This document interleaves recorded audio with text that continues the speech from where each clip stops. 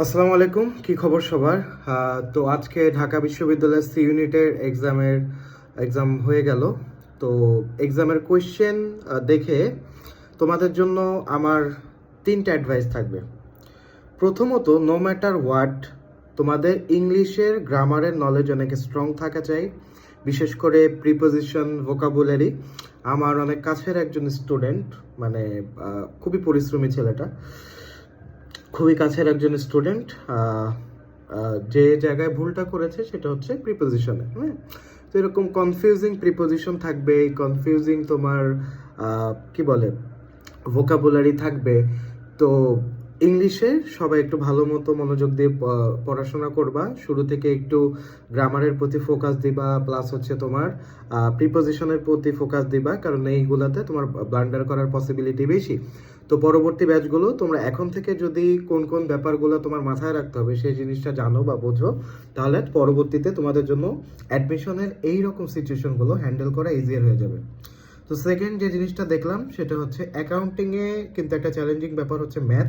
কিছু কিছু ম্যাথ আছে যে ম্যাথগুলো বিগত বছরে আসেনি, কিন্তু এই বছর কিন্তু তোমার কোয়েশ্চেনে এসে গিয়েছে। তো আগের মতো আমরা যেরকম টপিক ভিত্তিক তোমার ম্যাথ কয়েকটা আসতো এবং কয়েকটা টাইপের ম্যাথ আমরা বারবার সলভ করে যেতাম, সেই জিনিসগুলো কিন্তু এখানে কাজ করবে না।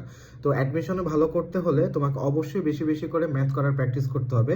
তো আমি যে কাজটা আমার কোর্সে করি, যে তোমাদের প্রায়ই আমি ম্যাথগুলো মুখে মুখে করিয়ে দিই, পার্সেন্টেজ, তারপরে যোগ বিয়োগ, এগুলো তোমার অ্যাডমিশন সিজনে তোমার কাজে দিবে বা অ্যাডমিশন টাইমে তোমার হেল্প করবে। আর লাস্ট অফ অল, এবার দেখলাম খুবই আনঅর্থোডক্স কিছু কোয়েশ্চেন আসছে ম্যানেজমেন্টে। হ্যাঁ, ম্যানেজমেন্ট কোয়েশ্চেনটা কিন্তু খুবই হার্ড হয়েছে। কিছু কিছু কোয়েশ্চেন আসছে যেটা একজন নর্মালি ইন্টারমিডিয়েট শিক্ষার্থীদের ফেস করার কথা না।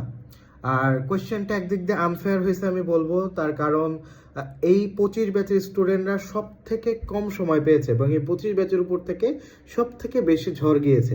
তাই এরকম এক্সপেরিমেন্ট এই 25 ব্যাচের স্টুডেন্টের উপর না করলেও পারতো ডিউ অথরিটি। তো এতটুকু এক্সপেকটেশন আমার ছিল, বাট কি করার, মেইনলি হচ্ছে প্রচুর কম্পিটিশন একটা জায়গা, সবাইকে তো ঢাকা বিশ্ববিদ্যালয়ে নেওয়া যাবে না, যেহেতু লিমিটেড সিট, 930টা সিট মাত্র সি ইউনিটে। তো এটা থেকে তোমার পরবর্তী ব্যাচগুলোর জন্য শিক্ষা কি আসলে? তো রিটেনের জন্য আগে ভাগে প্রিপারেশন নাও, এই ব্যাচের কোশ্চেনটা ভালো মতো অ্যানালাইসিস করো, ওইভাবে নিজেকে প্রিপেয়ার করো। তো এখানে কয়েকটা জিনিস কাজে দিবে, সেটা হচ্ছে নেগেটিভ মার্কিং এর শিকার হওয়া যাবে না। হ্যাঁ, তো এটা একদম আমার ব্যক্তিগত অভিজ্ঞতা। এবার যেহেতু আমি খুবই ক্লোজলি কয়েকজন স্টুডেন্টের সাথে কানেক্টেড ছিলাম, বিশেষ করে আমার একজন স্টুডেন্ট খুবই পরিশ্রম করেছে, দিন নাই রাত নাই পড়াশোনা করেছে এবং ওর কোনো পরিশ্রমের কোনো কমতি ছিল না। I am still proud of him, chance পাক না পাক, বাট হচ্ছে I am still proud of him. But দিন শেষে লাক একটা বড় ফ্যাক্টর।